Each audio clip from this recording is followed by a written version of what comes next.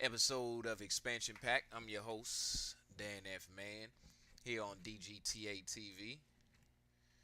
Yeah, I'm in the gym right now, just about to shoot a couple shots. Today is Mental Health Thursdays, y'all. Let me get that background music back in here. Get a little bit of a few mental health topics in here.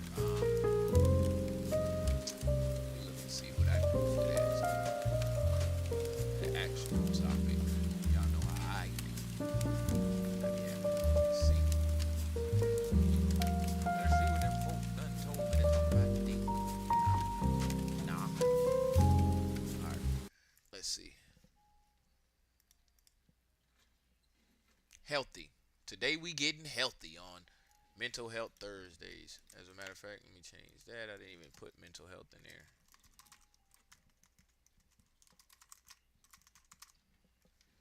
Alright, there we go. We're getting healthy. So I hope everybody is feeling well out there today.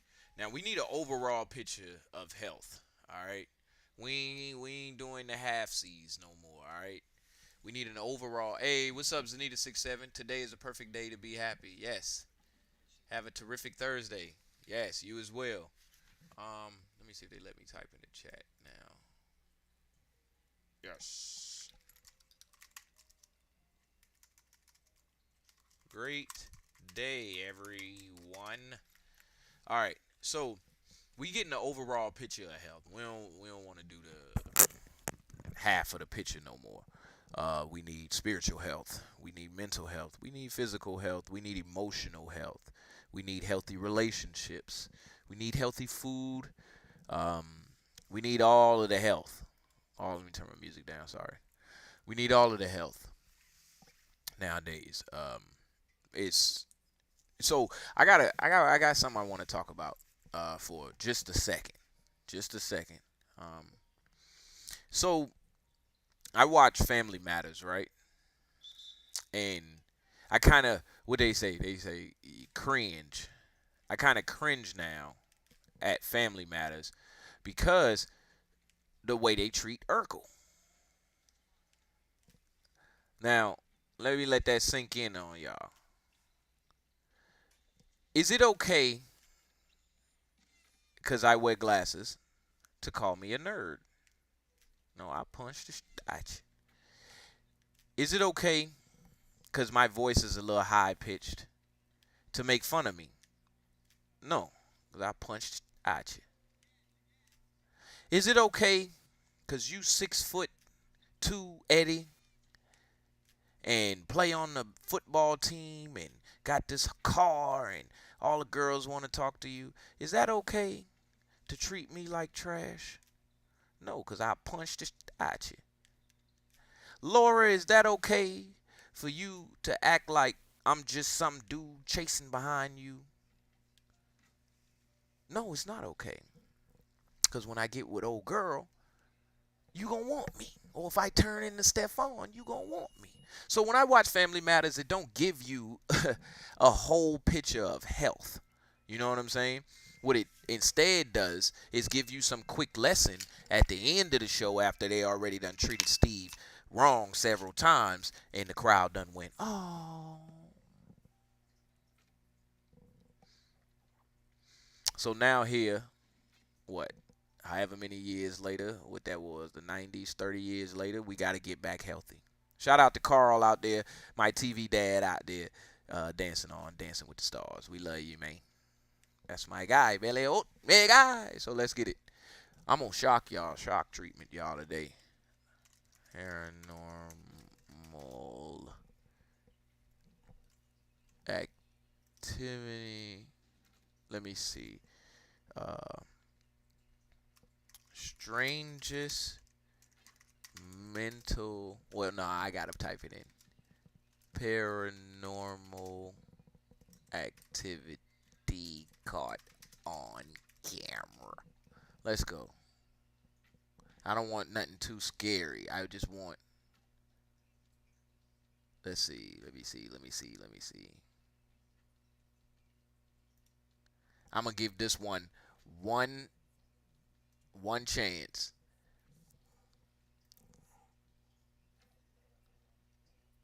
Oh, I gotta type in certain stuff. All right, let me see.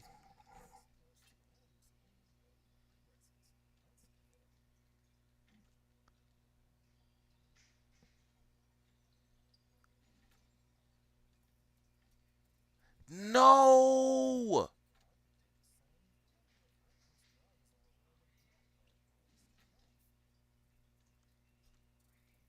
Oh man. Okay, so that's not what I'm looking for.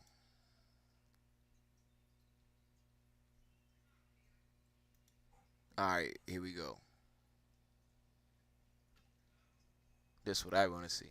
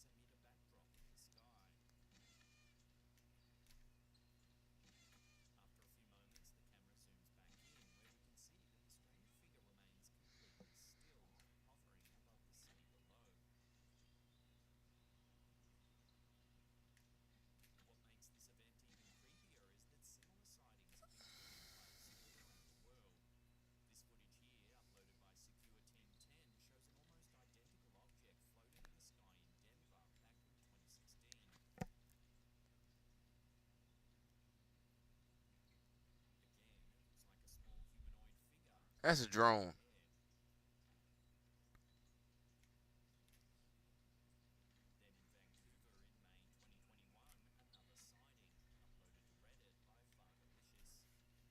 Hey, thanks, Fargalicious. Yeah, that's just a little drone.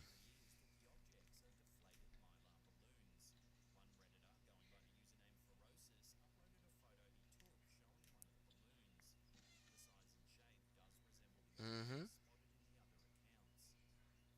Exactly.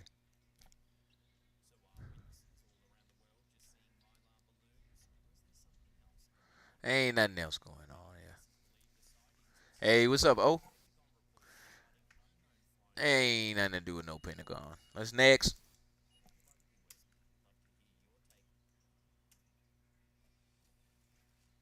Yeah, I told y'all we gonna do some shock treatment. Oh my gosh. You know what's funny about this? Y'all saw none of that. Y'all saw none of that. Y'all missed the whole thing. All right. Well, we're gonna try that again. Let's go to the next one.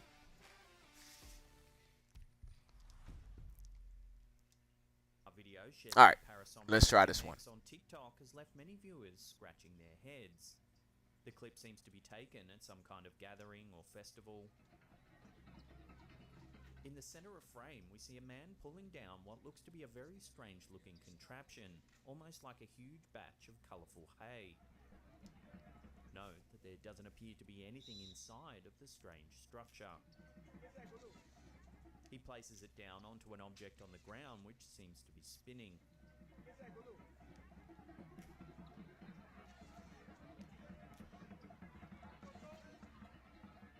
The man pats the structure, and a few moments later, something bizarre happens.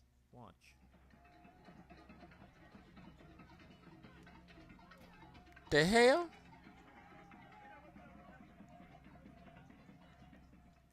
Alex gets up and begins to move. It twirls about among the crowd with the man chasing it before the video ends.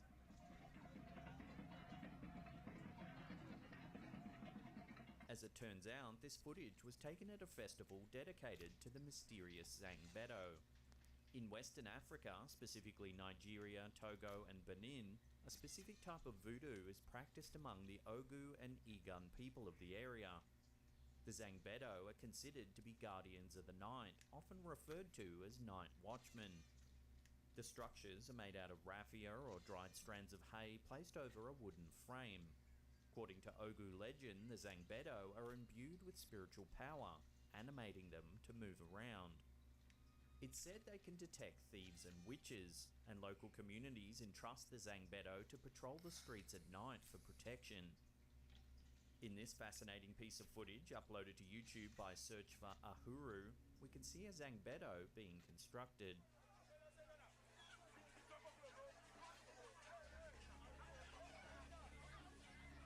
There's clearly nothing inside of the structure.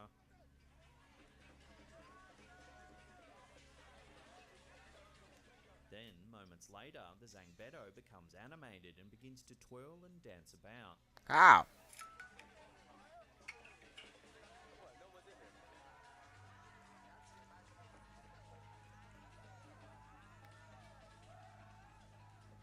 Local voodoo Bruh. practitioners say there isn't anyone hiding inside the hay structures.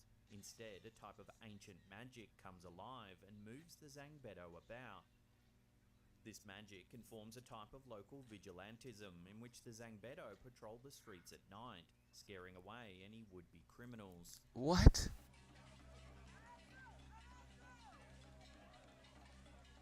So let me know if you've heard of the Zangbeto and this fascinating tradition down in the comments section below. Yeah, I might have to check out the Zangbeto.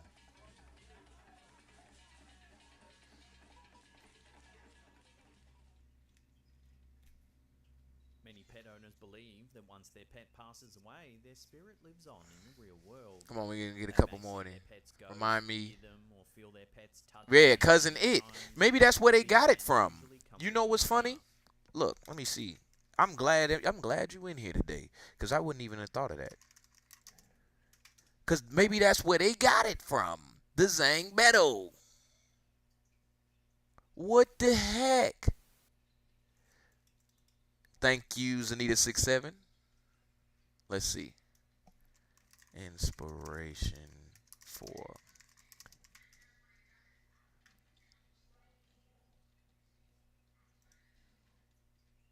Cousin It is a fictional character. Hold on, let me see.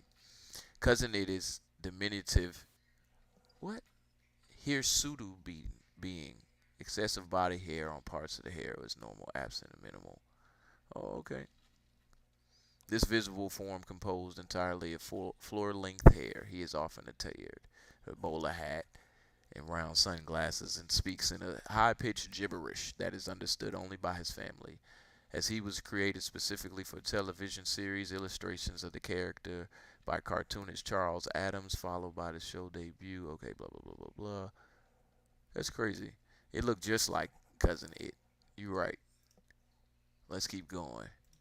I'm gonna keep that in mind too. Is checking in on them from beyond the grave. One Reddit user, Felix ELH, swears that this kind of event occurred as caught on tape outside his home. While a beautiful thought, the video also remains slightly creepy in its own way, reminiscent of Stephen King's Pet Sematary.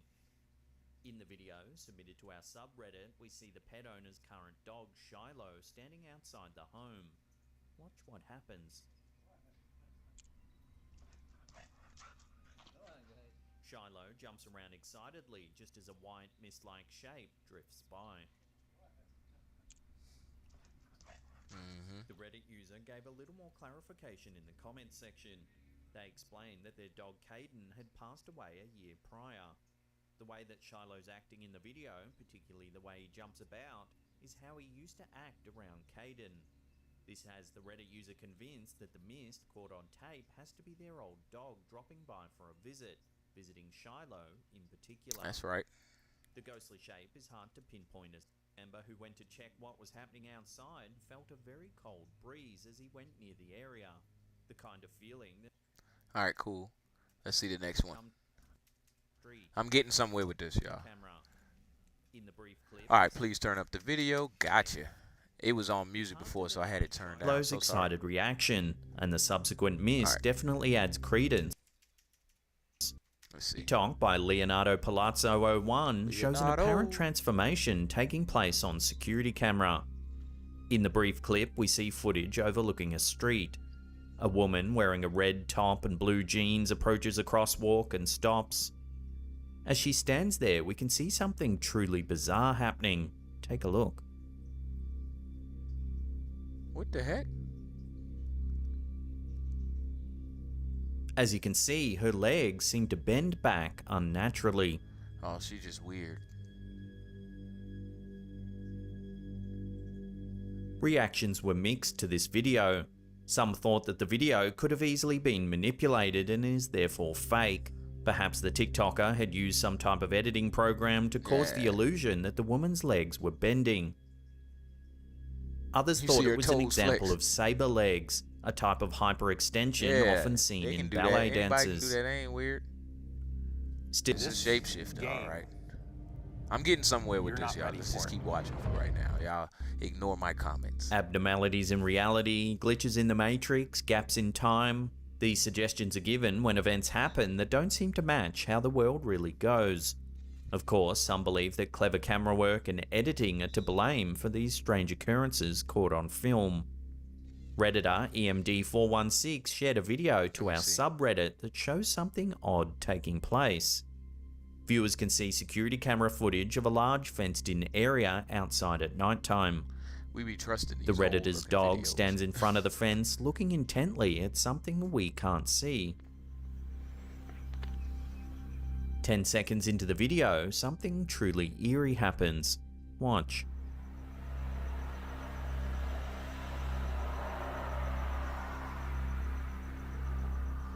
As you can clearly What? see, What the did that look? dog suddenly vanishes from sight. What the heck? For a further 45 seconds, nothing happens, until, all of a sudden, the dog appears on the other side of the fence at the edge of the street. Bruh, what? What the f? Had the dog witnessed something supernatural across the fence? After all, animals are said to be able to see things Yo. beyond what humans can detect. Some viewers insisted that the dog They- was abducted by They aliens. edited. That's what everybody will say. More level-headed theories suggested that there was a cut in the footage, perhaps a glitch of some kind. If you watch the clip closely, just as the dog disappears, car headlights pop up down the road. Yep, at the same moment. Replaying this Yeah. sequence over, it does look like there's a cut or glitch in the film. Perhaps the security system materialized glitch. Yeah. That's whack. Watch Let's play. look at this one. In the video, we can see a young man running across a crosswalk. Watch what happens. Oh my gosh, no! As you can see, midway through, he's lifted into the air and thrown to the ground. He gets up and slowly walks back to the street from where he came. A woman walking in the background stops Saw to it. stare at him, clearly surprised. So what could have caused this strange event? Some think this video is proof that we're living in a simulation, that the camera caught some kind of glitch in reality taking place. Weirdly, if you slow the footage down, something strange happens to the man's shadow as he flies through the air. It seems to shift unnaturally. Proponents of the Matrix theory say that the shadow is further proof of a glitch in the fabric of reality. They always throw these words. on Others glitch. say that the shadow demonstrates that the footage has clearly been edited. So what do you think? Before we take a look at a truly bizarre No, I don't want to subscribe. man who Whack. walks casually away from the street. Initially, it looks like a large grey animal is trailing behind the car. It looks as though the animal suddenly transforms into a man who walks casually away from the street, Huh? completely unfazed. However, if you watch the clip a couple more times, you'll begin to see what's really He kind happening. of crawled away. It seems that a man actually bails out of the car at speed. Yeah. He hits the ground and manages to recover almost perfectly. He stands up and nonchalantly leaves the scene. Yeah, these was whack. Okay, I'm glad we got to see him, though. They were supposed to kind of wake you up for the day. So, the reason why we watch those is the same reason why I was talking about Urkel in Family Matters. So, you can push anything you want to the side. You can ignore anything you want.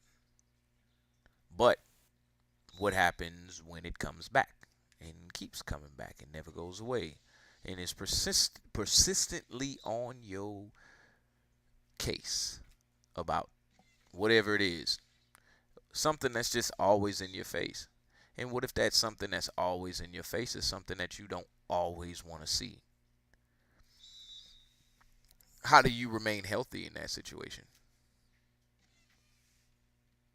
Do you run away from what you don't want to see fast enough to where you don't see it and you can keep chasing the stuff you do want to see? So you running away from what you don't want to see and chasing what you do want to see.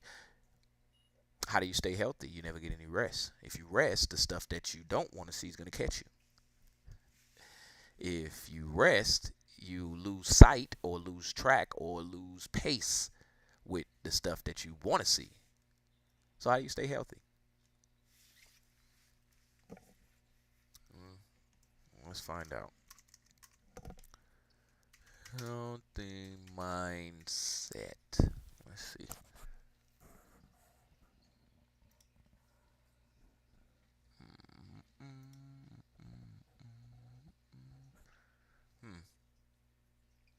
I like these cool videos. The pineal gland has tiny little cilia, hair-like extensions all around it. When you hold your breath and you finally... Hey, Psych2Goers, welcome back. Thank you for being here. When you think of the phrase, creating healthy habits for yourself, you probably think of eating healthy, exercising, and getting to bed on time. These are all great things to do for your physical health. But what about creating healthy habits for your mental health? Keeping a healthy mind is just as important as keeping a healthy body, because one can easily influence the other. If you want to know more about good mental health habits, here are 6 surprising habits that make you mentally strong. Number 1, you are in control of your emotions. Did a recent argument with a friend leave you feeling hurt or upset because of what they said? Have your parents ever told you that you need to do a better job on your chores when you thought you were doing a good job already? In both of these situations, it's understandable that you may feel upset, anxious, annoyed, or even outright angry, and that's okay. Feeling these kinds of emotions doesn't make you weak. It's perfectly normal. It's when you don't allow those negative emotions to take control of you that makes you mentally strong. For example, while arguing with your friend, you didn't take your anger out on them and chose to keep calm, even though you were upset at the time. Or maybe when you're sad, you don't let that heaviness drag you down and keep you from moving forward. You try to move past your emotional hurdles. You recognize these negative emotions and choose to acknowledge them. In doing so, you're able to calmly process them and work through them, leaving you with the ability to respond to most situations with a clear head. Number 2, you question your thoughts and beliefs. How does questioning thoughts and beliefs make you mentally strong though? When you think critically about your thoughts and beliefs, you're challenging yourself. With the internet at our fingertips, there is so much information to take in and explore. This can be overwhelming when you're trying to keep up with what's true and what's lies, or what's just a rumor. It can be really easy to blindly accept everything you hear as truth. Mentally strong people make a habit of questioning or thinking critically about things they come across, whether it's something a close family member told them or a news article they saw. Questioning things that you read or hear gives you a reason to dig deeper, allowing you to learn more, and gives you the opportunity to learn about different people's perspectives. By doing this, it gives you control over how the information affects you. Have you ever wanted to increase your own level of happiness? Would you like to do something in particular to help raise your joy and well-being? Or maybe you've always wanted to experience an Ivy League education without the commitment. Yale University is offering an online course called The Science of Well-Being, where Dr. Santos reveals certain misconceptions about happiness and recommends tips for increasing happiness, such as savoring our everyday experiences and appreciating them while they happen, as well as encouraging random acts of kindness. These are all just small snippets of what the course has to offer. If you like the tips from this video and want to learn more about how to increase your own well-being and productivity, All right, hold on.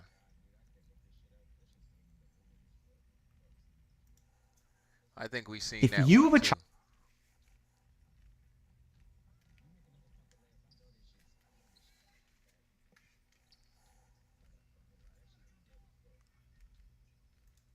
All right, let's try this one.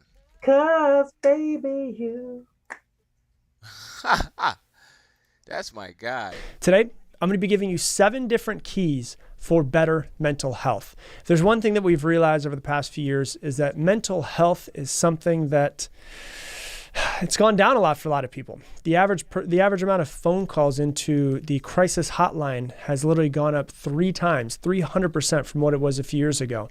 And so with better mental health, this is something that we all need to concentrate on because we are the ones that are in charge of our own mental health. There's nobody else's job but our own to improve our own mental health. And so for today, I'm going to give you 7 different keys to improve your mental health. So let's dive into it. Number 1.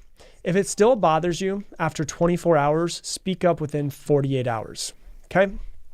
Something happens to you. Maybe you're in a relationship with somebody and they do something. And what you typically would do is take those feelings and push them down. And what you want to say, you don't say. And you're just like, I'm just going to avoid it. I'm going to avoid this conversation because I know that it could turn into a blow up and she could blame me for it and I could blame her for it. And then it's just easier not to get into it. If something is still kind of lingering, if it's still bothering you after 48 hours, you need to speak up within the next 24 hours. I'm sorry, if it's still bothering you within 24 hours, you need to speak up in the next 24 hours. So if it bothers you after 24 hours, speak up within those 48 hours because what it's doing is it's showing you something. I don't know what that something is, but I do know something around that. Is ignoring something does not make it go away. Ignoring something just puts it in the dark. Puts it under the rug, and you just keep putting things under the rug and under the rug and under the rug. Eventually, it's going to build up and you're going to trip over that rug. And so if there's something, anything, you need to say something to someone, you need to express something to somebody, whatever it is, if it still bothers you after 24 hours, speak up within 48 hours. That's number 1. Number 2, get better at expressing your feelings. Part of being a human is having a large range of emotion. We can have the highest of highs. We can have the lowest of lows.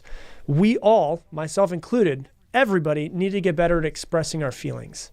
So we need to express what's going on inside of us.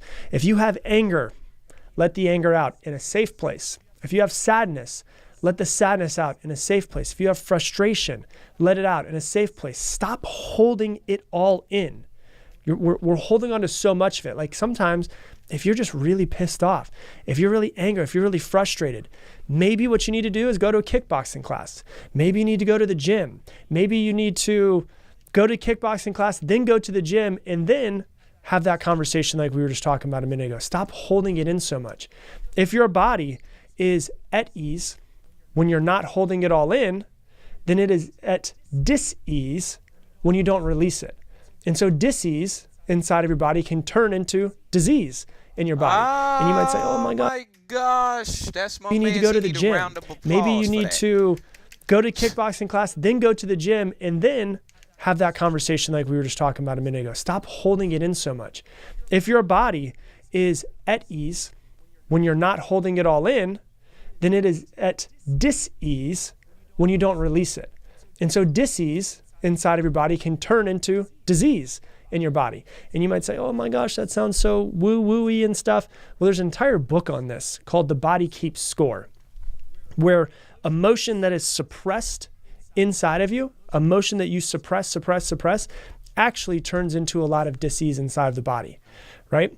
So don't apologize for expressing your feelings. Now, are there right ways to express your feelings and wrong ways? Of course. But don't apologize for expressing something that feels true to you. And don't let somebody else invalidate your feelings simply because it doesn't line up with the way they feel about a situation. And so one of the things we can all do is just get better at expressing our feelings. Whenever something comes up, try to express it. Try to let it through. If it's sadness, There's so many people that you have so much grief that you are holding on to inside of you and you haven't let yourself feel it. Somebody died, somebody left, something happened the way that you didn't want it to happen. You were neglected, all kinds of things. And sometimes what we need to do is we need to actually just let it all out. Okay? So don't apologize for expressing your feelings. Express your feelings in a safe place, in a safe way. And then also don't let people invalidate your feelings. So that's number 2. Number 3, get better at asking for help. Like, we all need help at some point, right? And so many people that I see, so many people come to me and they're just like, I'm terrible at asking for help. I put everything on my back. I try to do everything for everyone else. And I'm just so terrible at asking for other people to help me. Imagine that everything that you go through, everything that happens to you in your life, everything that you do has some weight to it. A fight that you have with somebody has weight to it. A to-do list that's way too long has weight to it. Things that happen to your childhood have weight to it. And I'm just talking about physical weight. Just imagine that it weighs 1 pound. And you keep putting that 1 pound, each one of the things weigh 1 pound. You're putting into a backpack on your back. You're putting it into a backpack on your back. You're putting into a backpack on your back. And you keep putting on more and more and more and more weight. You put it in your backpack. You put it in your backpack. You put it in your backpack. And you realize a year, 2 years, 3 years, 5 years down the road, it's like you're carrying a backpack that weighs 300 pounds. There are people in your life that are more than willing to help you take some of the weight, but you don't ask for help.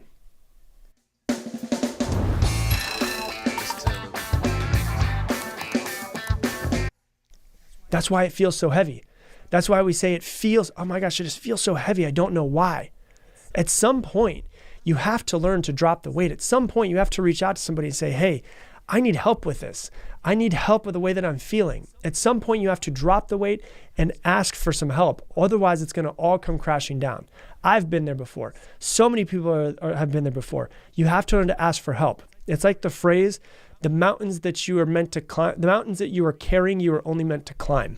Right? The things that you're going through, you were only supposed to climb that mountain. You weren't supposed to take that mountain and put it onto your back and carry it with you all of the time. And so sometimes we just got to get better at asking for help. And so if you feel like you need some help, who is the person in your life that you feel you can reach out to, that you trust more than anything else, and just be like, hey, can I express? Can I get help? Can I vent to you? Can I talk? Whatever it is that you need to do. You need to learn at some point in time that we just got to get better at asking for weight. You can't do everything alone. A lot of us think that doing things alone is the only way that we can do it, is because sometimes we were the only one that we could trust when we were children. There wasn't anybody else that was helping. Sometimes you're taking care of your parents when you're 9 years old, 10 years old, because they don't have it all together. We've got to get out of that programming that we've created on ourselves and just say, hey, I've got to ask for some help. So if you feel like there's something you need to ask for help with, go and ask for help. So that's number 3. Number 4, this is a big one. Start treating yourself like someone that you're responsible for taking care of. Let me say that again, because a lot of people are it's going to hit. Treat yourself like someone that you are responsible for taking care of. Stop taking care of everyone else and just forgetting about yourself. Don't say that you don't have enough time to take care of yourself. Make time. If something is important to you, if it's a priority, you will find time. You will find a way to get it done. The most important person in your life is you.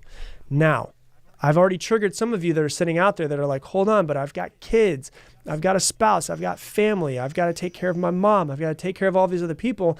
How could I possibly be the most important person in my life? Because you cannot pour from an empty cup. If you're just waking up and immediately going to helping your kids, and then when you're done with that, you're immediately is like on fire. Spouse, I've got family, I've got to take care of my mom, I've got to take care of all these other people. How could I possibly be the most important person in my life? Because you cannot pour from an empty cup. I'm subscribing. If you're just waking up and immediately going to helping your kids, and then when you're done with that, you're immediately helping other people and helping other people and helping other people, and you're not helping yourself, eventually you're going to run out. Eventually you're going to run out of energy. There's going to be a breakdown. There's going to be something that's going to go wrong. So what does self-care look like to you? What is taking care of yourself look like to you? And when I say self-care, I don't mean like going and getting your hair done. Now, that's fine. You could definitely do that if that makes you feel good. I don't just mean getting your hair done or a massage or nails done or facial, any of those things. All of those things are great. But like when I'm talking about really taking care of yourself, like real self-care, I'm talking about things like meditation, sitting down and taking some time to yourself, allowing yourself to feel, to think. I'm talking about sitting down and journaling your thoughts, journaling your emotion, journaling what's been going on throughout your day, throughout your life. I'm talking about working out. You know, there's so many studies, like a ridiculous amount of studies that talk about one of the key ways to hold off on depression, to push depression away or to get out of depression is to get your body moving, to get some form of workout or yoga or running or walking or movement in general.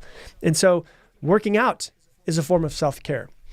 Eating healthy is a form of self-care. A lot of people, when you're going through a lot of stuff, when you're carrying all this weight, when you're not asking for help, when you're not expressing your emotions, you go to numbing. And numbing can mean that you eat food that's not necessarily the food that's helping you. And so eating healthy is a really high value form of self-care. So meditation, working out, eating healthy.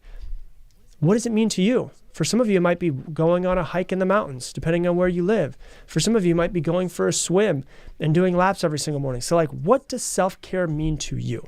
That's something that you need to journal through. You're serving no one when you're ignoring your self-care. So that's number 4. Number 5, stop trying to escape your pain. An attempt to escape pain ends in causing more pain. By pushing it away and acting like it's not there, it's only going to make it worse. The only way past your pain is to go through your pain, to learn from your pain. Acting like it's not there is not going to help you. Looking away, oh my gosh, no, it's not over there, don't worry. I've been through some shit, but it's okay. Like looking away, numbing, all of these things don't make your pain go away.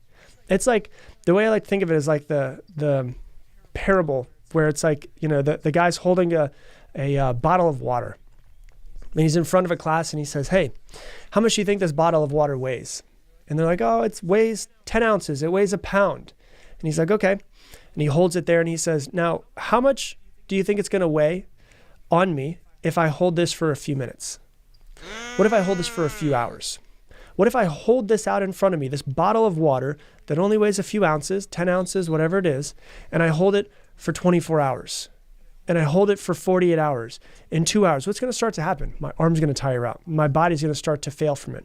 The weight of the bottle didn't change. The only thing that changed was how long I'm holding on to it.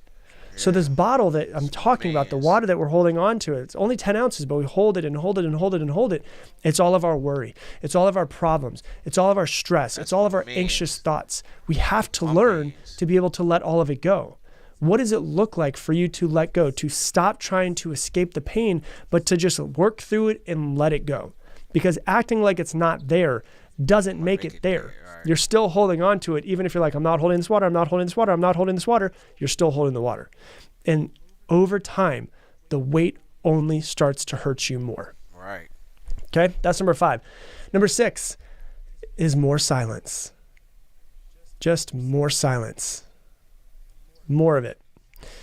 All too often, we're so busy moving and moving and moving and moving and moving and moving and having to do this and having to do this and having to do this and this. How can we just build more silence into our life? In your life, can you figure out a way to build more silence? Now, there's a part of you, if you're an overachiever like I am, that's like, hold on, I'm so busy. Like, I'm not where I want to be in life. I've got to be productive. I've got to succeed. I've got to work. I've got to get to where I need to go. More silence sounds like it's going to be holding me back from being more productive. Right. You've got to find more time to just sit and do nothing. Yes.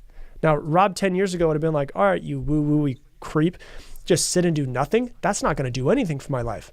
But as I've gotten older and I've started to work through things in my life and I've built a company and built relationships and built a team and all these things, I realize that silence, just nothing, is actually one of the biggest things that you could do for your own mental health. For me, I never got it. I used to always get into my mom's car and she never had any music on. And I was like, this is driving me crazy. We need some music on. I was like, how do you do this? And she's like, because when I'm in silence, that's my time to think. And I was like, I can't do that. This is ridiculous. And then like the past 6 months, I get into my car and I love music. I'm a musician. I've been obsessed with it since I was a kid. Let me tell you what $5 means to my campaign. $5 allows us to contact thousands of voters in critical swing states. I just don't listen to music as much because I allow that time while I'm driving to just sit and think and process life and not feel like I always have to be going, stimuli. And so sometimes, like this morning I woke up and I just sat on my couch this morning, drinking my coffee for a good 25 minutes. I wasn't reading. I wasn't listening to music. I wasn't doing anything. I was just allowing myself to simply exist. Yes, sir. And I feel like that made me way more calm to be able to do that. So just try to put more silence into your life. Try to put more silence. Take 5 minutes after this podcast. I'm okay with you turning this podcast off when we get done here and taking 5 minutes just to sit and think and exist and allow your brain just to simply calm down a little bit. So number 6 is more silence. Number 7, put your thoughts onto a piece of paper. Man, I don't know how many people have told me. They'll send me emails, they'll talk to me, they'll send me a message on Instagram and say, I heard you talk about journaling for 6 months, for a year, for 2 years, 3 years. They've been listening to podcasts and they just didn't journal. And they're like, you know what? One day I just decided to, I thought that it was dumb. I thought it didn't make any sense. One day I just decided to put all my thoughts down on paper. And I started to figure myself out more. And it started to make my life easier. And it started to make my brain work better. And I started to actually put a plan together of how I was going to improve my life. And so life is so complex, so ridiculously complex. You can't figure it out in your head sometimes. Yeah. Sometimes you've got to put it on paper. You've got to see it. You've got to let your brain release it because your brain now knows it's on paper. And then you've got to pick apart the pieces that you put on that piece of paper and say, all right, I need to fix this in my relationship. My relationship has caused me a lot of stress. Let me journal through what would make my relationship better. You know what? Shit, I've got to have a really tough conversation with her about XYZ. This thing that happened that I don't feel good about the way that happened. Or maybe I'm seeing something that I did and I don't like the way that I reacted. And I need to go to her and I need to apologize. That would make me feel like our relationship, we worked through it. So put all of your thoughts down on a piece of paper and just start to work through that piece of paper. I always give the example of like, if I give you a complex math problem and I said, figure it out, you can't use your phone, what are you going to ask? Can I have a pen and paper at least? Why? Because it's easier to make a complex math problem, to work through a complex math problem when you can see it and it's on paper. Yes. Your life, your mind, all of your relationships, your business, your family, all of these things are way more complex than a math problem. So many variables exist in it. When you just put it on paper, it makes it so much easier to work through it. So those are the 7 things that I want you to do, 7 keys to better mental health. Number 1, if it still bothers you after 24 hours, speak up within 48 hours. Number 2, get better at expressing your feelings. Number 3, get better at asking for help. Number 4, treat yourself like someone that you're responsible for taking care of. Number 5, stop trying to escape your pain. Number 6, have more silence in your life, asking for help, 48 hours. Number 2, get better at expressing your feelings. Number 3, get better at asking for help. Number 4, treat yourself like someone that you're responsible for taking care of. Number 5, stop trying to escape your pain. Number 6, have more silence in your life. And number 7, put your thoughts down on paper. So that's what I got for you for today's episode. If you love this episode, please share it on your Instagram stories and tag me in it, Rob Dial Jr., ROBDIALJR.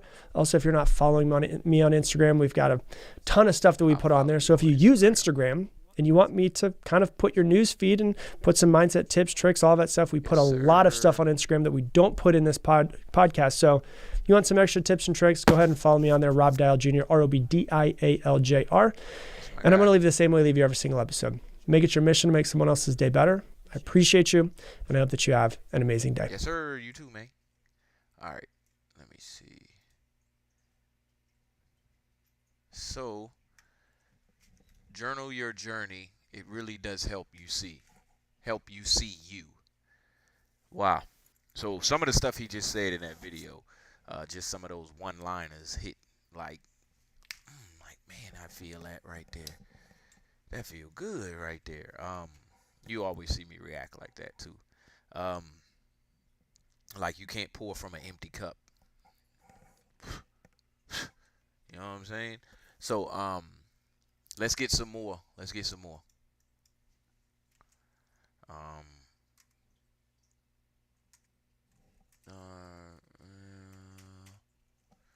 his name?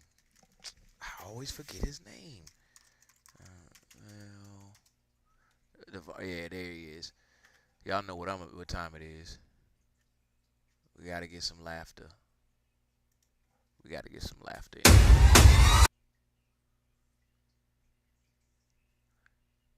Oh, I gotta go to his shorts. He do shorts. Let me see if he got some playlists in here. Nope. Let's go down some, and here we go. The job just been stressing me, bro. It's been stressing me out. That's the same, man. See, but that's what I'm talking about. What? Look, you can quit your job. We can move to Idaho, man. We can grow potatoes, man. It ain't that expensive. What? Idaho, potatoes, man. We could just become farmers. Move to Idaho, grow potatoes. Okay. So, who's gonna fund the move? This what we do. We take out a loan on our 401k. It's our money anyway. It's our money. So when you take the loan out of your 401k, you know you have to pay that back, right? How you gonna pay that back? I thought about that. We pay with the first harvest. We pay the whole loan back. Right, how stupid am I? The first harvest. Okay. I got kids and a wife, man. I know. I thought about that too, and this is the best part about it. It's an Amish community like 20 miles from the farmland that'll take your wife and kids. The job just been stressing me, bro. Yo, D, make sure you taking that garbage out. I am. All those are great things in our lives. Yes. Y'all was taking notes. Notepad and, Hey, D. Notepad and pencil gonna be required for future shows. I'll let y'all know when we start that. Make sure those dishes are getting done. I am. Good job. Oh, man. They're doing what they're always supposed to be doing, you know? Hold on. Yo, D. You said that floor is getting mopped, buddy. Yeah. All right, so what's the problem, man? Day after day. Every time you see me doing something, you come over here telling me to do it. What's the issue? I just wanted to... You see I'm doing it already. I don't need you to tell me to do it. All right, great. Great talk. Yeah.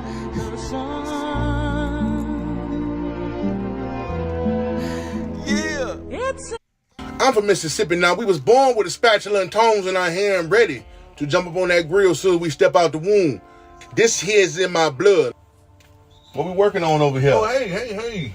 Oh, I'm working on my mama's famous peach cobbler for one of the sides, dessert. Okay, that sounds delicious. Yeah, they've been in the family for over 150 years. Sounds delicious. What about your protein? Oh, no, I got some beef spare ribs out there on the smoker. Been smoking for the last 5 hours, so they should be tender. Okay, talking about tenderism. Internal temperature, what you looking for? Oh, internal temperature 195. 195.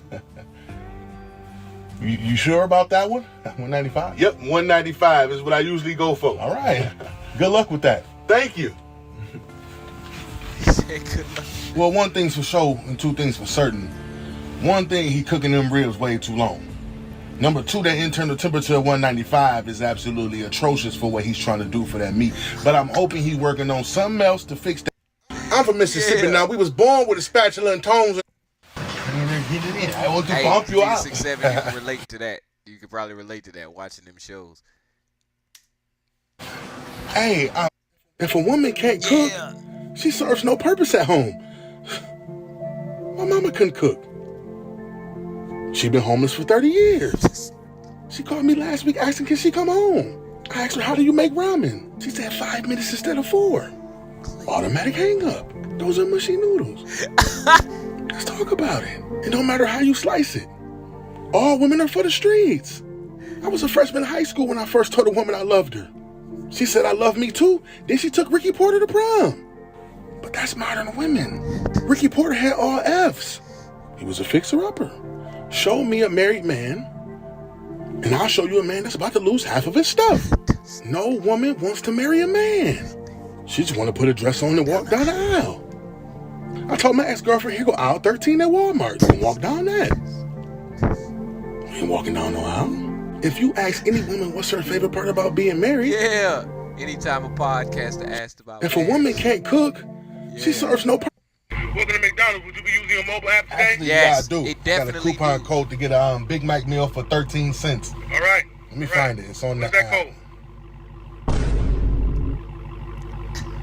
restarted. I actually have to log in. But I'm about to log in and I'm gonna get you that code. 1 second. Okay, what is the code? Yo, I need the code. What is the code? Hello, sir? Sir, what is the code? No, yeah, I'm still here. I'm trying to log in to my app. Oh, somebody over here playing on speaker. They talking about they can... No, I'm here. Sir. I'm here. I'm just trying to log in. Yeah. It's for a 13-cent Big Mac meal. I mean, you probably can just ring it up. Right, I just need the code. I need the code. Okay, right? I'm gonna get it. Hey, ooh, this 10K. Hey. Yeah. Welcome to McDonald's. Would you be using your mobile app today? Actually, yeah, Okay. I do. All right. So, how did that feel? Do you want more of that feeling? If you do, it's going to be a never-ending chase to that feeling. Okay? And you're going to look back, and what did you leave behind? So, it was something that my man's he said on his podcast when he was giving us the different tips on how to keep a healthy mindset. Coupon code to get He out. said that stillness, finding time in your day to just be still, is one of the most important things that you could do. And he gave the example of getting in the car with his mom, and his mom never had music on. I'm a firm believer in that practice, because you lose so much power. Let's just call what you have potential. All right? And that potential is transformed once you begin to do, act, or perform anything. Okay?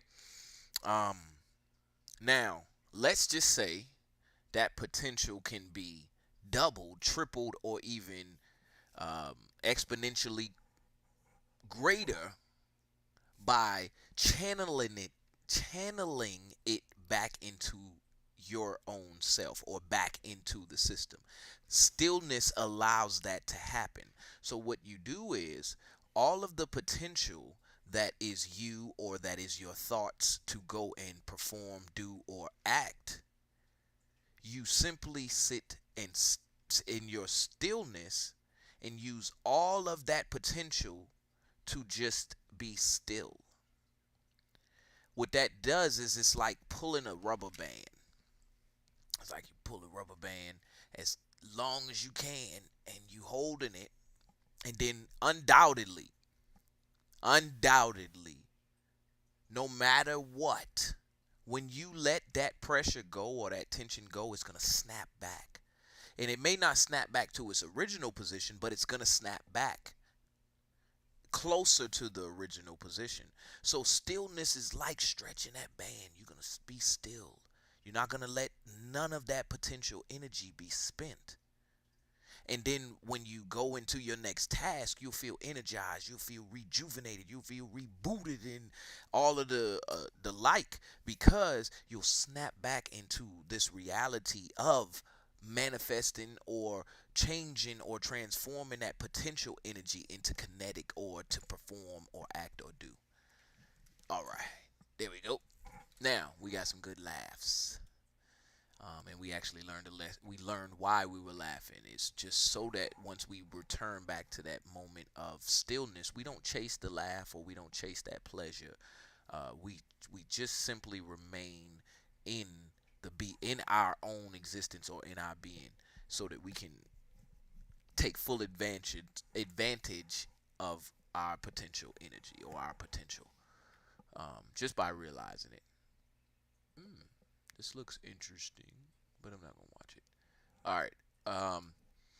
So where am I going with this next? Let's do some more. Excuse me. Let's do some more shock treatment.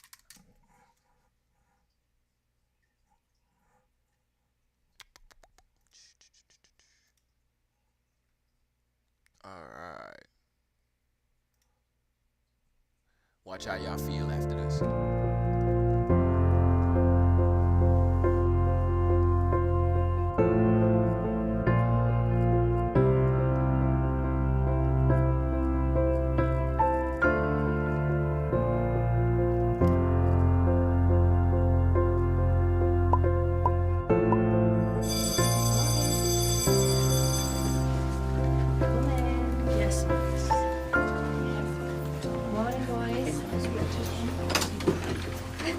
Jason. Sit next to Charlie. Jack, move. What? Charlie. Charlie, sit forward.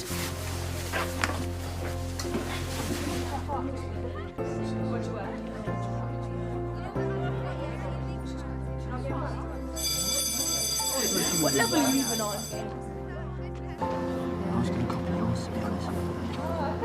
Hey, why does everyone get so excited when a new kid comes? Apparently he's like a top gamer. Hey, buddy! Think you're good?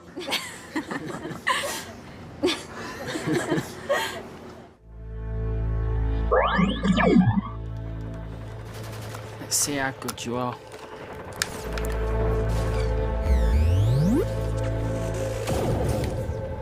You're so gay. Oh, so easy.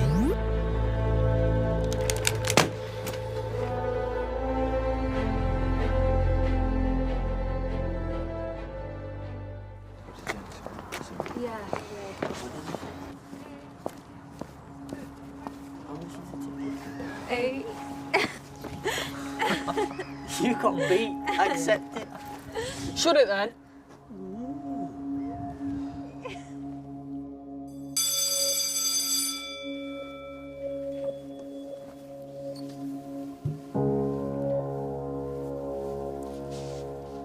Think you're big man now?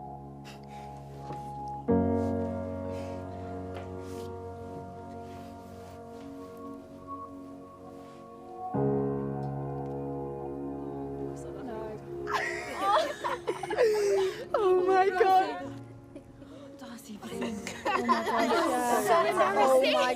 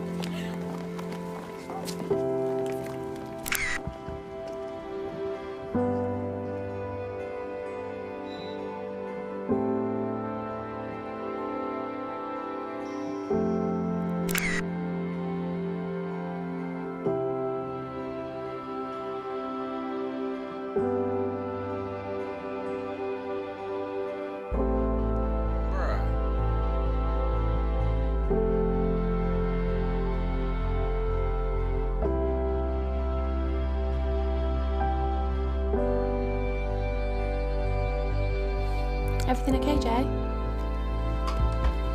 Yeah. Look at his face.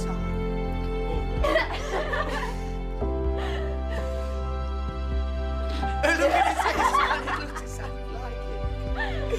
Oh, that's so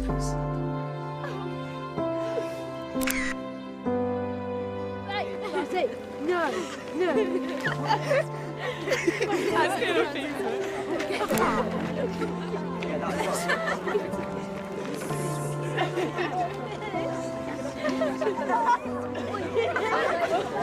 Stop it, Charlie.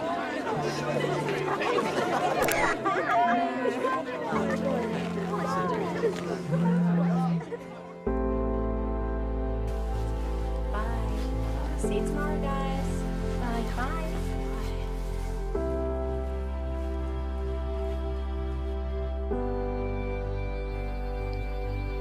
Is anything wrong, Jason? No.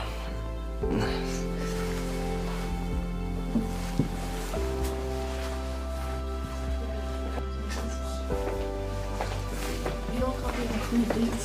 Look, I'll catch you up.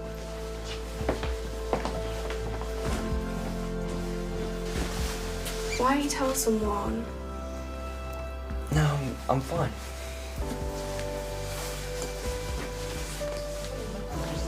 Yeah, no. No, sets need to be sorted out. Really. Right, Ben. Yeah. Look, sorry I got you into this mess. Just got to deal with it. Yeah, I suppose.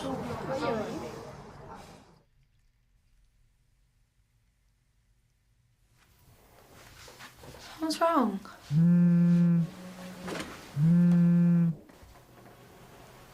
How long's this been going on for?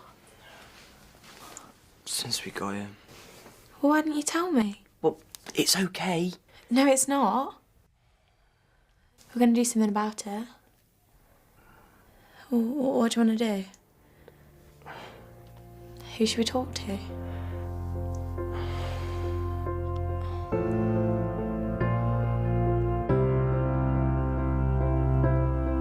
So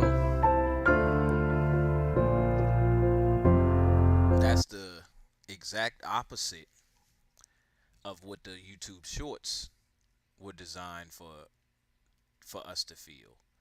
The ones we just watched. You know, we was laughing and joking when we was watching the YouTube shorts. Now watching this one, we not laughing no more. We seeing something that's serious. So we want to leave that feeling. Oh man, I'm out of here. I don't want to feel like that. You know? You want to leave that feeling, go back to the happy feeling, maybe the funny feeling or the laughter. And of course, there's nothing wrong with wanting to leave that feeling. But leaving that feeling without having an understanding about why you didn't want to feel that way or you wanted to leave that feeling does you a disservice. It leaves you incomplete. Incomplete. On the one hand, you get yourself out of something that is causing you harm or stress or causing you to feel a way you don't. But on the other hand, you're liable to visit that place again if you don't understand what was keeping you there or making you feel like that or making you there, putting you there in the first place. So an understanding of how you feel totally is what you need. Now, everybody knows what they like to eat, and they base what they like to eat off of what tastes good. Well, what if we adapt the form that form of taste to a much broader scope, which is what flavors or what taste do you like for how you feel or your emotions? What flavors you like? You like mad? You like sad and mad? I'm gonna give you a cup of sad and mad. Or you like cups and scoops of happy with a little pinch of mad and sad. You know, the reason I put it like that is because I feel we all have senses. We know that, and there's a higher form of each sense, and a higher form of, you know, your taste for people is a real, or your appetite for the circumstance, or you can attach some, I probably didn't use those right, but you can attach some of these words that are for eating to the situations you get into or the people you keep around or the things that you like to do. He has a taste for that, you know. And we not talking about food. We talking about you going out and you know, trying to get out and do a little something. He has a taste for that, you know. So let's see. Well, not let's see. Analyze what you have a taste for. What are you taking into your life that, all right, we not gonna go and eat a bunch of stuff that don't taste good. So when you think about your emotional situations you get yourself into, your relationships you get yourself into, those things that you can't put a number on or actually quantify, what's your taste? What is your taste? All right. So, all right, now I done gave y'all a good shock treatment. So I use an hour coin too, and ain't even use it. Let me finish this game.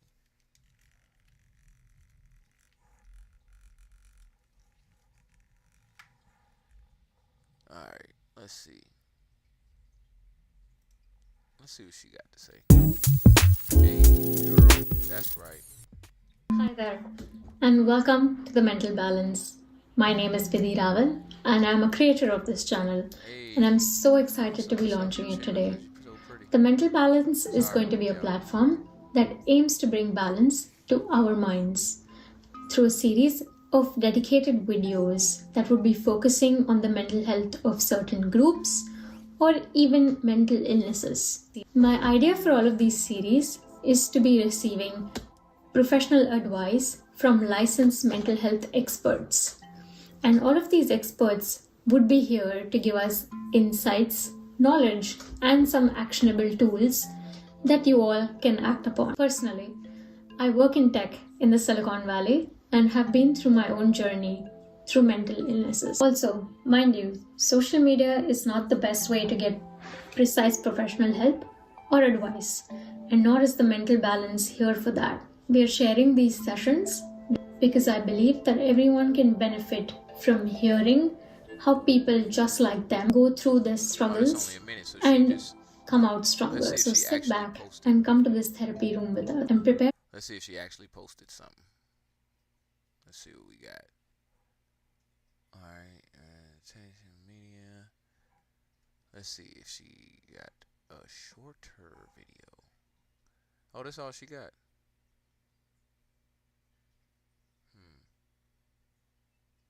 Boundaries and cope with burnout. Yes, sir. I mean, yes, ma'am. Hey, you're on my mind. Alright. Husband's lifestyle as well. So yes, yeah. Well, my husband has been in the tech industry his whole career. From the early days of networking, he's done startups. Well, most of his career has been startups in tech, and the market has changed dramatically, and it's evolved. So, in case I don't want to go to work. I don't want to do this. You have mental blocks. You have no external sign. Covered points on being short-tempered, but is there anything else that you want to cover related to tech and being short-tempered? In terms of signs of burnout? Yeah. Well, being short-tempered would be an external sign. Internally, you might start to feel much more resentful. You might wake up in the morning with a case of I don't want to go to work. I don't want to do this. You have mental blocks. You have no access to creativity. And actually, if you are in a role that demands creativity, like if you are in a startup or if you're coding or doing new product development, and you don't have access to that creativity, that's a problem. Right. So that is one sign of burnout, because you cannot access creativity while you are burned out. We have to embrace all of our emotions so that we can learn how to work through them. If you only like the ones that you make you feel good, when you get the ones that may be tough, you aren't able to bounce back. And guess what? What we would call that is unhealthy. If we got I don't want to say LeBron James. Let's say we got what's my man's name with the brow? Anthony Edwards or whatever his name is. Anthony Davis. Okay, let's say he out there, right? And he hit a little move and he go down. And he got to go to the locker room. They check him out and he's injured. He ain't coming back out here today. He might be out for a certain number of games, as a matter of fact. Do you see what I'm saying?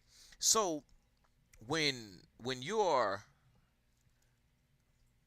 I don't want to say go through a traumatic experience, because it could be something small. It could be like, for example, my program has been doing whatever it want to do, and the pressure of that got a reaction out of me to the point where I'm like, yo, I feel this, you know. So I'm injured at that point. It's like, oh, I'm down. I'm injured emotionally. It's not a sprained leg. It's not a hurt arm. It's not a, cracked back. But it is an injury because I'm not able to perform at my highest level, my highest efficiency. So what do? I get back out there in the game? You know what I'm saying? No, I got to diagnose myself properly. And I think that goes like so against the grain that we don't do it. Let me tell myself what's wrong with me. So I'll listen to somebody else tell me. I even get mad at once they tell me. I even go to people and have them tell me. But when it comes to me telling me what's wrong with me, it's kind of like, man, I already know that, man. We it's no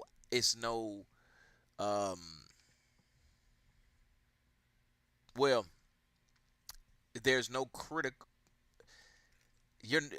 If you're not able to deal with it, you're not being critical with yourself. And I'm gonna tell you right now, I sit here and play a one-on-one game against somebody and be like, oh my gosh, I lost. I can play better than this, but I got to get off the game and I want to play some more. And I need to get off the game. Like, it's time to go to bed. I got to get my rest. And there's a part of me inside of me that's like, yeah, no, I want to play the game. I want to play the game. And if I'm not critical with myself, that part will win. That part will win, and I'll get back on the game and be like, oh, yeah, I'm going to play again. Forget that part. Forget that part of me. You better shut up down there. I don't care what you talking about. We going to play this game, and you going to like it. You going to play with me. So, yes, you can't take an injury of saying, hey, this affected me mentally or this affected me emotionally. But since my finger's not broke, or since I'm not in need of an insurance claim, I'm good. No, you're injured. You need to take the time out to heal yourself. And the only way to heal yourself is to properly diagnose yourself. If you get an improper diagnosis on yourself, from yourself, then you go ahead and take the wrong medications. Your symptoms gonna persist. All of this stuff. So I'm glad I got to talk today. This was a little bit better for me than just letting them talk. I'm gonna keep on going though. Yeah, thank you for that. And what would be some strategies or tools that you suggest for all of these issues that we've talked about that you have? The most important thing to me is increasing self-awareness. So, and to me, the best tool for that is informal mindfulness practices. But even if that's not comfortable, you can download a free mindfulness app. There are so many right now. Insight Timer is one of my favorites, and it's free. Yep. And the more you practice that, the more you'll get in tune with what's happening inside. Because it is a lot easier to prevent burnout than to recover from it. Recovering from burnout is very difficult. So please don't let yourself get all the way there, because it's hard to come back. As someone who has been there, it is hard to come back. Please don't let yourself get all the way there, because it's hard to come back. As someone who has been there, it is hard to come back. And you often need to take... It's easier to prevent burnout than it is to... You can do informal mindfulness practices. But even if that's not comfortable, you can download a free mindfulness app. There are so many right now. Insight Timer is one of my favorites, and it's free. Yep. And the more you practice that, the more you'll get in tune with what's happening inside, because it is a lot easier to prevent burnout than to recover from it. Recovering from burnout is very difficult. So please don't let yourself get all the way there, because it's hard to come back. As someone who has been there, it is hard to come back. And you often need to take quite a bit of time off just to be quiet to recover. So number one is increasing your level of self-awareness so you can spot the warning signs. Number two is rest. And actually there's a wonderful book written by Emily and Amelia Nagoski called Burnout. Highly recommended. And there's a whole chapter there based on sleep. But they speak a lot about the quality of rest. And let me be very clear. I'm going to go ahead and post true rest is not what we think it is. Binging Netflix is not restful. For y'all to join in. Even though you're maybe laying down on a couch, that's not restful. 45 minutes Watching TV of any sort, not restful. Reading a book, not restful. Rest is lying down quietly without distractions. Or it could be going for a walk in nature. We need a lot of rest. And this counteracts the rest and digest phase is how you recover from the stress phase. And you need to be able to go back and forth. And we don't go to the rest and digest phase. So that's going to be very important. Now, there are skills that you can use. Coping skills, part of what we teach in DBT. These are life skills that help us deal with emotions. And that can help you to become more self-aware, but also to figure out how to increase your resilience to difficult emotions. Let's jump into the other part which we discussed, which was self-compassion, self-acceptance. Okay. Another thing I want to mention is the importance of self-compassion work. My husband calls it woo-woo, that I embrace and I love. And yes, I have crystals in my office, I absolutely do. But I'm also a scientist at heart. And so there's a level of natural skepticism that but I am also a scientist at heart. And I love, and yes, I have crystals in my office, of self-compassion work. My husband calls it woo-woo, that I embrace and I love. And yes, I have crystals in my office, I absolutely do. But I'm also a scientist at heart. And so there's a level of natural skepticism that I hold. Curiosity combined with skepticism, show me the data. That scientist in my soul is never going to go away. I always am curious about data. Yeah. And when I first heard about self-compassion work, I was like, oh, that sounds very fluffy to me. Yeah. Yeah. Which, not so surprising, I struggle with it myself. It's, when you come from an environment where you're hard on yourself, the idea of self-compassion feels almost threatening. Right, it seems like you're just being weak on yourself. Kristen Neff is sort of the thought leader right now on self-compassion work. And I think that self-compassion is a big missing piece in our culture. And there's more and more movement toward it now, but we are at the infancy of that work. Yeah, no, thank you for sharing that. You can practice it as simply as just, it's okay. It's okay. Almost imagining yourself as a child that you're comforting, giving yourself grace. And it's actually much more powerful than it sounds. I'm saying this and I'm realizing there was a time when somebody said this to me and I was very skeptical. But it truly is essential, because if you can't have grace and compassion for yourself, you can't really have it for other people. And you can't do anything. It's sort of because it's a contradiction to, how they show it in all the other movies where like the Wall Street, the Wolf of Wall Street and stuff, where if people are motivating themselves, it's like, I can go do it, versus this is like, it's fine if it didn't work out. So I think we have tools for motivating yourself to be like, you can go do it, but if it doesn't work out, there's nothing like, oh shoot, then you're down the dumps. When instead you could be using self-compassion and self-acceptance. I'm glad you brought that up, because I think that we are in a transformational period of time. We are in a sea change where we went from, greed is good and the Wolf of Wall Street and all of that, and the motivational speakers, go, do, be, and all of these tools to be more. And we kind of hit a wall because there's only so far you can go. And now we're transitioning into, okay, so that has its place, but if that's all you do, that's not going to work. We actually need to get quiet. We need to be contemplative. We need to get back to nature. We need to get back to interpersonal relationships and seeing people in person, not just over a screen. Yeah, no, so much so that now all of those motivational things are being labeled as toxic positivity.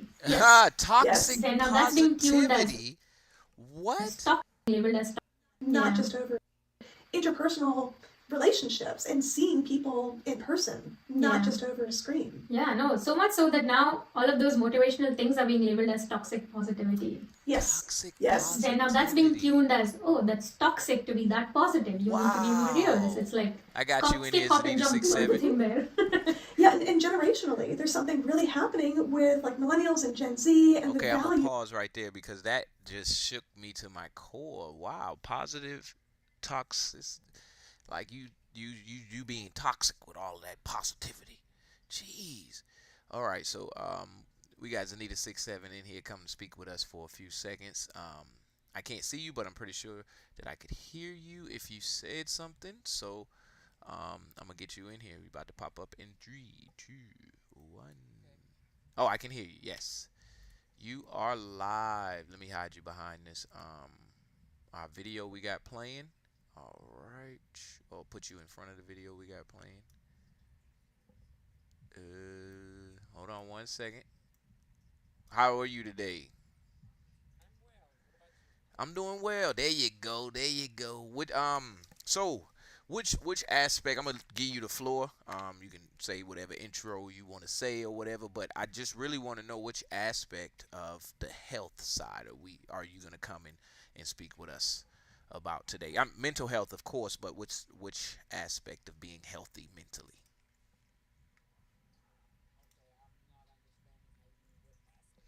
All right, so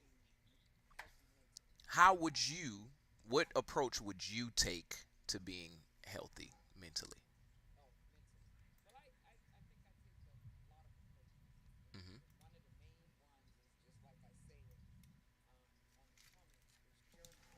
Yes. Okay. Yeah. That's the aspect.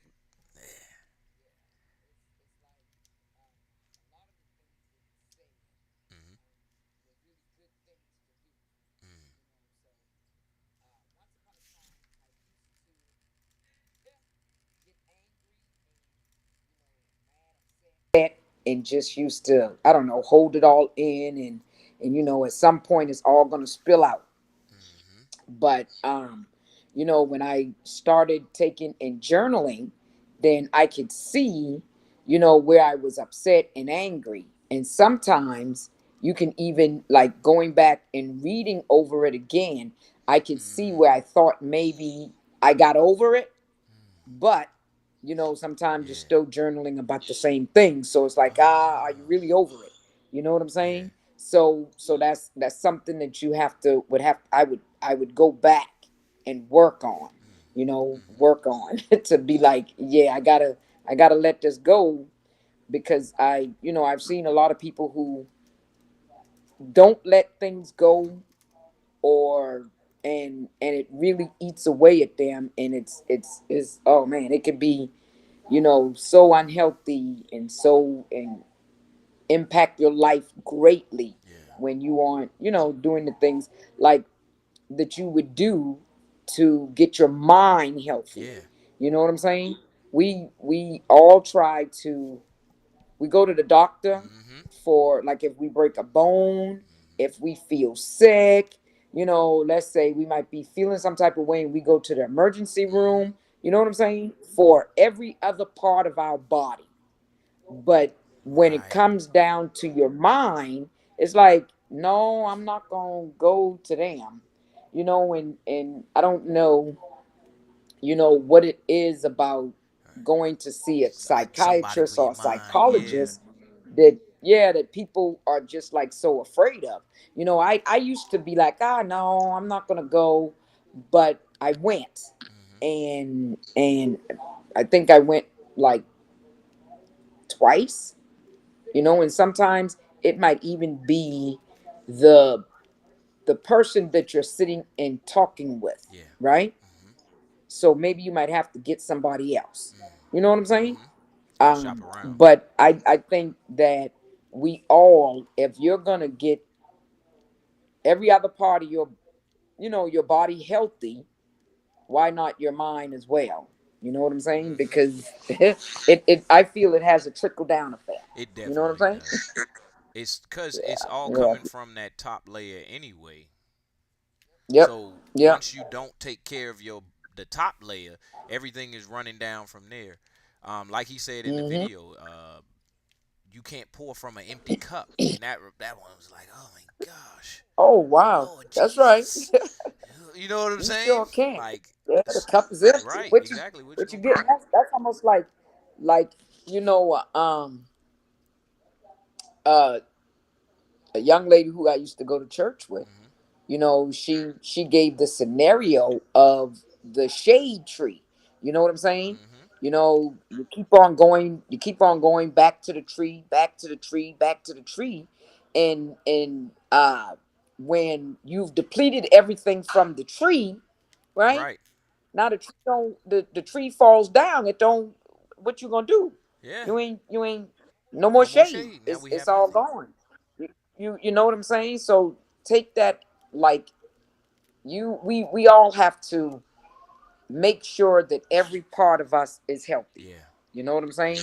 And I feel that you feel there were some issues of people not being healthy before 2020 COVID time frame. And I think when we were closed in, now so many people, you are by themselves and not able to be out amongst the people. And I think that really, really brought out all of the stuff that was inside of you, you know what I'm saying? To whereas you can't deal with. And even now that we're still out here in the world, you're still not dealing with it. So it's so much so stuff it's still there. that's like spilling over, from people, that people are really, and I think we've seen really like a big push on the mental aspect after 2020, because it just was like, I mean, think about it. In your lifetime before 2020, we wasn't meant, or we wasn't made to stay locked in. Nope. You know what I'm saying? So whatever it was that you were dealing with mentally, you just kept on pushing it down, pushing it down, pushing it down. And now that you can't go out here and do all of the other things that you were doing, like I said, the stuff that make you feel good, you going so you can get the emotions that make you feel good. Now you sitting in by yourself, and it's some things that's coming up to the surface, that's coming up to the surface, and you don't know how to work through that. You don't know how to work through it. So it may spill out on you, it may spill out on somebody else. So it's like so it's like, to see it now, it's like everything happening, everything going on. You know what I'm saying? Yeah, and people don't. I just want to get your take on something along those lines too as well. So I spoke about Family Matters, right? At the beginning of the show, and what I said is just the treatment of Urkel, like. Right. You look at the show. When you go back and look at the show, you'll see what I'm saying when I say the treatment of Urkel. You'll be like, oh, some of the stuff you'll be like, oh, why did we even think that was funny? You know what I'm saying? Yeah. And the only reason we thought that was funny was because we were unhealthy mentally. Yep. And not able to see that everybody is a person mentally. Yeah. Now you ain't got two legs. You missing a toe. You got an eye patch, but you still a person mentally. Yeah, and I think the reason why is, and you just brought it up in reference to you don't have no legs. So anything that's wrong with you physically on the outside, people can see it. They can see it. But when it's mentally, you can't see it. Unless it's something that's visibly portrayed. Yep. Like, let's say the way you speak, because let's think about this. If someone has a stroke, right? The stroke involves your brain. Mm-hmm. So now that's something that you can see. Right? Maybe by the way that they speak, or maybe by the way that their mouth or their face is, or maybe a certain part of their body is now not as strong as the other side. So that's something that you can physically see from them maybe having a stroke. Right? Yep. But let's think about the person who may have a stroke that now it's nothing visible for you to see. You think that everything is okay with them. I experienced, so much of this with someone in my family who would have seizures, right? The only way that he's unhealthy is if you physically see him going through the seizure. You're like, oh my God, and it's something with your brain. But otherwise, and having seizures and being so many seizures, now they classify you as an epileptic, right? So there might not be anything physically at first when you approach them to know, right? Right. But then sometimes cognitively you can see. You know what I'm saying? Because now their personality may be altered a little, changed.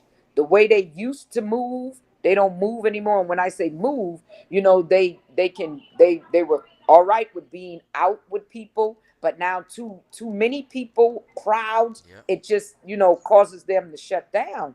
You know what I'm saying? So because when I was taking the family member to the doctor and stuff, when people first saw him, it's like, oh, ain't nothing wrong with him. You know what I'm saying? But then now, they do the test and things, and they see that there's some type of, disconnect to whereas, it's causing you to have multiple seizures and stuff. You know what I'm saying? So thinking back to Urkel, that plays a little bit on your mental, knowing that you aren't the person that is like everybody else, but everybody else is feeling that you are. So they do things. We have the right to make fun. Why of you doing that? Right. Why you right start making fun? Yeah. When it's like, right? I so stress to the younger children that's under me, my grandkids, my nieces, that when I hear them say certain things to one another, it I have to check them, because it's like, I get it that you may be joking, right? But we don't know what it is that someone may be going through, to whereas when you say those things or whatever, it may really, make them feel some type of way. You know what I'm saying? And you're adding to whatever is going on mentally with them, you know? So I check them at all costs, because I think they use things that is like, if you get comfortable with it, They'll keep on then doing it. they'll keep on. And when someone, when you go out into the world and someone says these things or does these things to you, you will be so disconnected from it till you won't know that it's harmful. Exactly. You know, So I also spoke, just hearing you speak about that triggered me thinking about when I was talking about self-diagnosing. It's important that you self-diagnose yourself. Well, I said self like 70 times, but it's important that you self-diagnose, because if you don't tell what's wrong with you to yourself, someone else's right, opinion on what's wrong with you is going to be the only one there is. only one Like, that, yeah, the exactly. patient is in the bed and the nurse from last night is the only one who filled in the chart. Well, the patient done been here all day. Who else done been in here? The nurse from Who last else night done went been? home last night. Yeah, You see what yeah, I'm saying? So you got to yep. go in there and you got to look at the problem for yourself and say, hey, this is what's wrong with me. Yeah. And then after you What? Yep. self-diagnose, you can't put it in a file and system of never being worked on or Right. checked on again. You got to file Yep. it and say, hey, this is what we're going to do and this is the actionable plan on this. And it's easier to do for yourself than it is for you to do for somebody else, because For somebody else. you just don't have Well, the information. Well, let me reverse my statement. okay, I get what you're You saying. don't. Yeah, I get what You you're saying. shouldn't do it I get for what you're saying. someone else Right. without the Right. information, because Without you the have information, yeah. all the information for you, and if you don't Information do it for for you. yourself, then who you playing with? You see what I'm saying? Yep. You don't even have the Exactly. skill. You Exactly. haven't even refined the skill yet. So Yep. now Exactly. this person is agitated with you telling them anything about it. Mm-hmm. Yeah. But yeah, how do you feel about self-diagnosing your just Oh mentally? well. Mentally. Okay. Well. Mentally, and I feel when you say self-diagnose, I don't mean you're trying to give yourself a diagnosis as like you're a schizophrenic or something like No, that. nothing like that. I the feel problem? that you're saying yes, yes. So I self-diagnose all the time. And you may call it self-diagnose, but I say just take a look at the man in the mirror.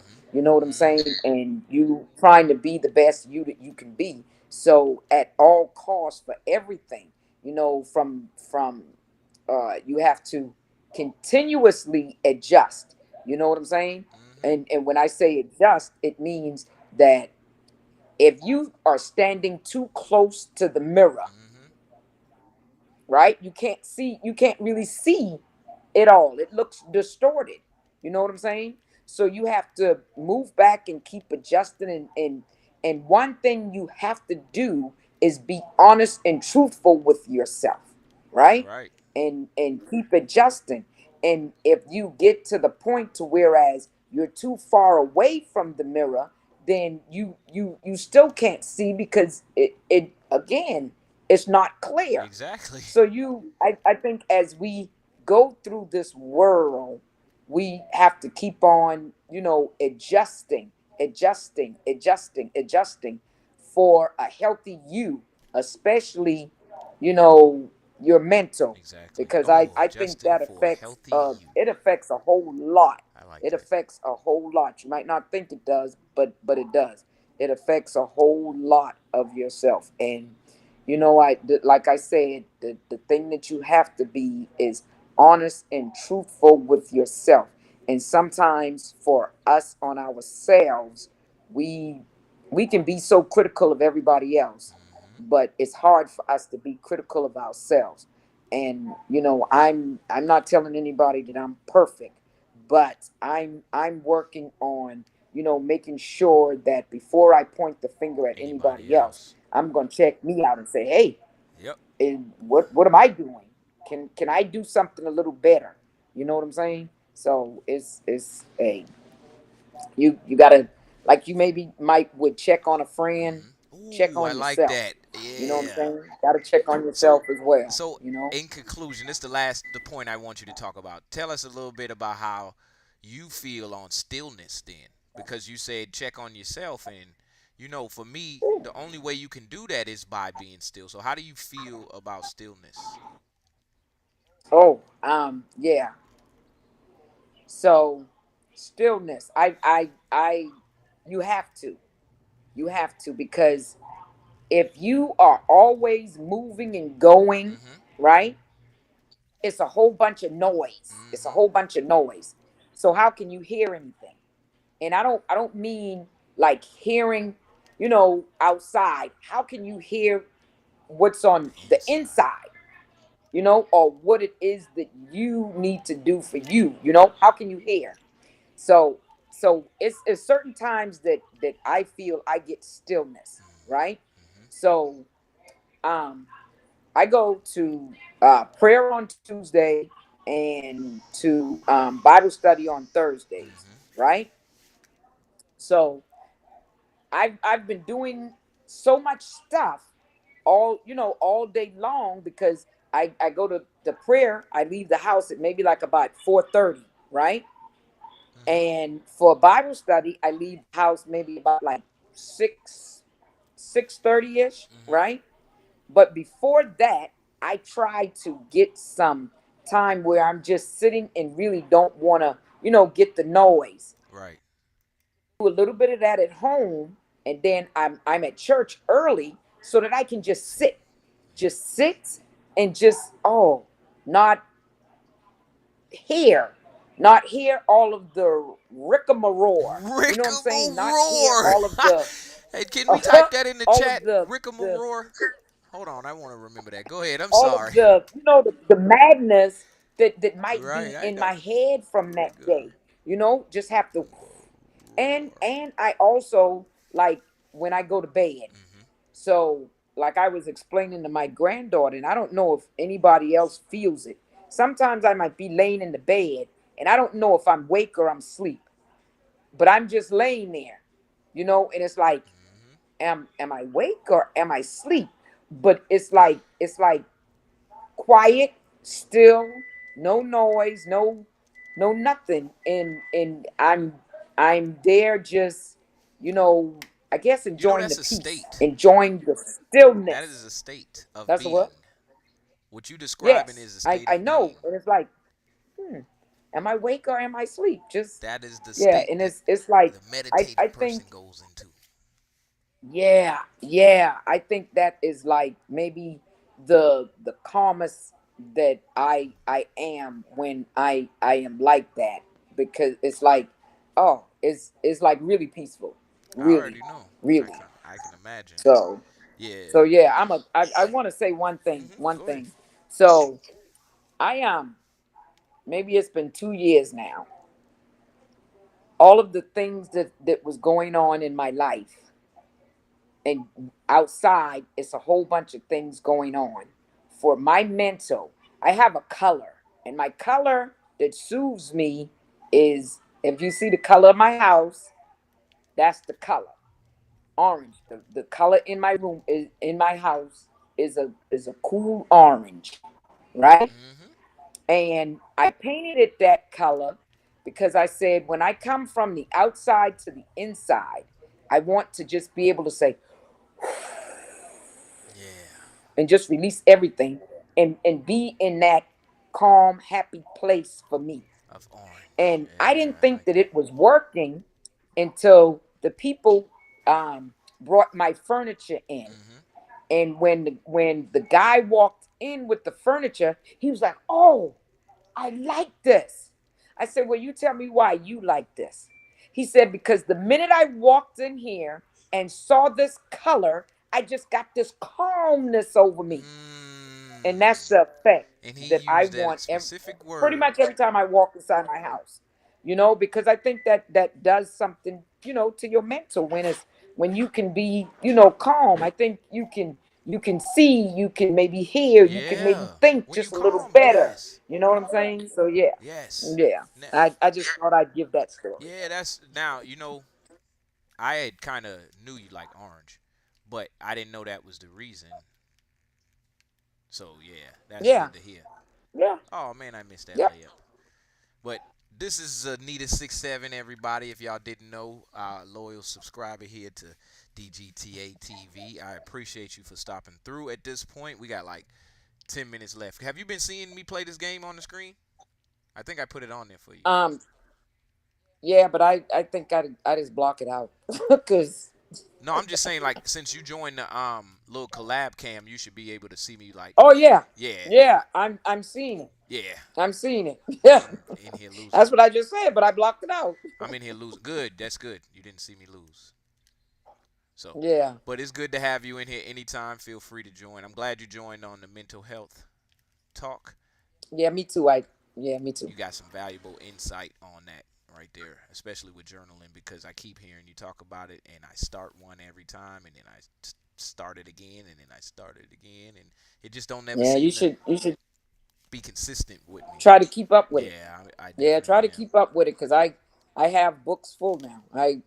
I've been journaling for a long time, for a while now. So that's awesome. So yeah. Well, y'all say see you later to Anita67 if you're out there. We appreciate you for stopping through, and we'll catch you next time. All right. Y'all have a great day. Be blessed. Yes.